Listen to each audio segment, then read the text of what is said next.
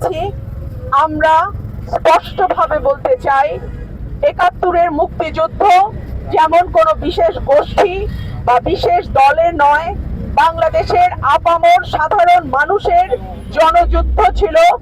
একইভাবে ২০২৪-এর গণ অভ্যুত্থান বলেন কিংবা আন্দোলন বলেন, সেটিতেও কিন্তু বাংলাদেশের সকল শ্রেণী পেশা মতের মানুষ একসঙ্গে রাস্তায় নেমেছিল। কেউ যদি বাংলাদেশের যে কোনো গণ আন্দোলনকে, জনতার আন্দোলনকে কুক্ষিগত করতে চায়, তার পরিণতি অতীতেও যেমন ভালো হয় নাই, ভবিষ্যতেও কিন্তু তার পরিণতি ভালো হবে না। বাংলাদেশে সংস্কৃতির রাজধানী বলা হয় ব্রাহ্মণবাড়িয়াকে। সেই ব্রাহ্মণবাড়িয়ায় ২০২১ সালে সুর সম্রাট ওস্তাদ আলাউদ্দিন খাঁর সঙ্গীতাঙ্গন আগুন দিয়ে জ্বালিয়ে দেয়া হয়। ব্রাহ্মণবাড়িয়ায় একটা সিনেমা হল নাই। ব্রাহ্মণবাড়িয়ায় কোনো সাংস্কৃতিক প্রতিষ্ঠানকে দাঁড়াতে দেয়া হচ্ছে না। এই কালো নকশা কারা করছে?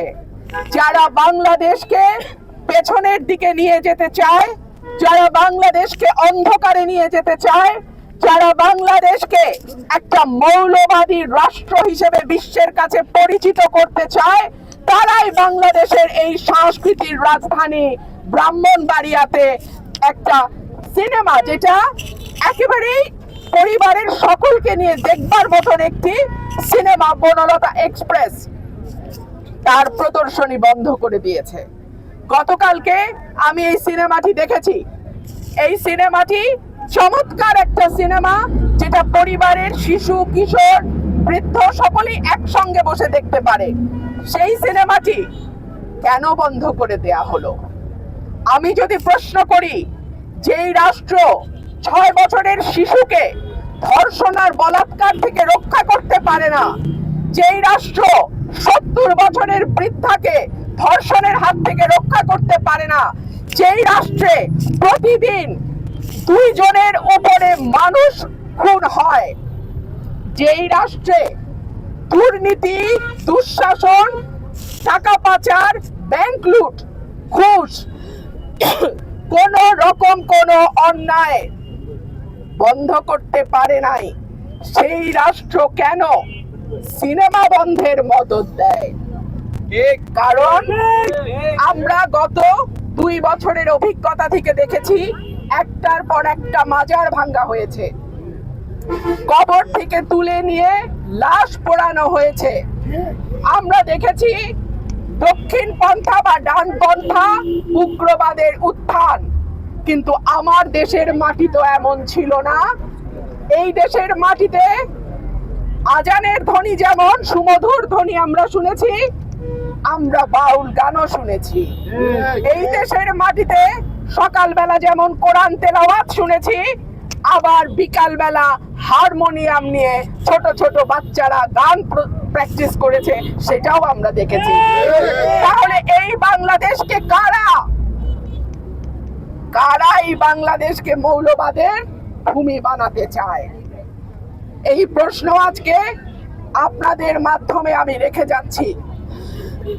এবং এই রাষ্ট্রের কাছে আমার দাবি থাকবে, যেই রাষ্ট্র কোনো অপরাধ বন্ধ করতে পারে নাই, যেই রাষ্ট্র ছোট ছোট শিশুদেরকে বলাৎকার আর ধর্ষণের হাত থেকে বাঁচাতে পারে নাই, সেই রাষ্ট্র আজকে কি করে বাংলাদেশকে, যেখানে সব রকম সাংস্কৃতিক কর্মকাণ্ড ধর্মের পাশাপাশি চলেছে, সেটাকে বন্ধ করে বাংলাদেশকে, পরের প্রজন্মকে অন্ধকারের দিকে নিয়ে যাওয়ার মদত দিচ্ছে? আমি বলে রাখি, তোমাকে বধিবে যে গোকুলে বাড়িছে সে। যাদেরকে আপনারা আজকে আশ্রয় প্রশ্রয় দিচ্ছেন, আপনাদের মদদে যারা আজকে গান, বাজনা, সাংস্কৃতিক কর্মকাণ্ড সব কিছুর উপরে শক্তভাবে প্রতিরোধ করে তোলার সাহস পাচ্ছে, একদিন তাদের হাতেই কিন্তু আপনারা পরাজিত হবেন। আমি আশা রাখবো শুভ বুদ্ধির উদয় হবে, সামনের প্রজন্মকে আমরা যেন সাংস্কৃতিক কর্মকাণ্ড থেকে দূরে না রাখি। মানুষ এবং সৃষ্টিকুলের অন্য প্রাণীদের মধ্যে পার্থক্য হলো মানুষ চিন্তা করতে পারে, মানুষের সৃজনশীলতা আছে, মানুষ গান কবিতা লিখতে পারে, ভালোবাসে, তাদের মননশীল উৎকর্ষতা তারা তৈরি করতে পারে। এই রকম রাষ্ট্র আমরা আশা করি না যেই রাষ্ট্র মানুষকে পেছনের দিকে নিয়ে যাবে, যেই রাষ্ট্র একটা অসাম্প্রদায়িক সকলের বাংলাদেশকে কোনো বিশেষ গোষ্ঠীর হাতে তুলে দেবার ষড়যন্ত্র করবে। আমি দাবি জানাবো অবিলম্বে ব্রাহ্মণবাড়িয়ায় সাংস্কৃতিক কর্মকাণ্ড যাতে নির্বিঘ্নে নিরাপদে চলতে পারে সেই ব্যবস্থা করে দেয়া হোক। প্রশাসনের কাছে আমার আবেদন থাকবে, ব্রাহ্মণবাড়িয়া বাংলাদেশের সংস্কৃতির রাজধানী, এই পরিচয়টা আপনারা কোনোভাবেই কোনো গোষ্ঠীকে মুছে ফেলতে দেবেন না।